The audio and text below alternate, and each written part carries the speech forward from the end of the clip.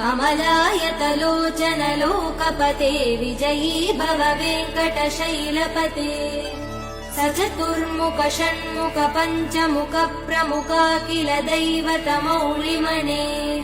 शरणागत वत्सल सारनिधे परिपालय मां वृषशैलपते अतिवेलतया तव दुर्विषहैयनुवेल हृदय प्रपराध सदैः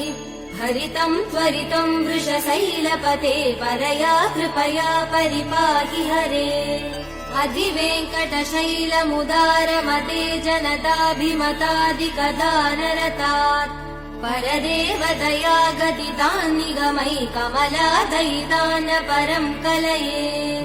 कलवेणुरवावसगोपवधू शतकोटिवृतात् स्मरकोटिसमात् प्रतिवल्लविकाभिमदात् सुखदात् वसुदेव सुधा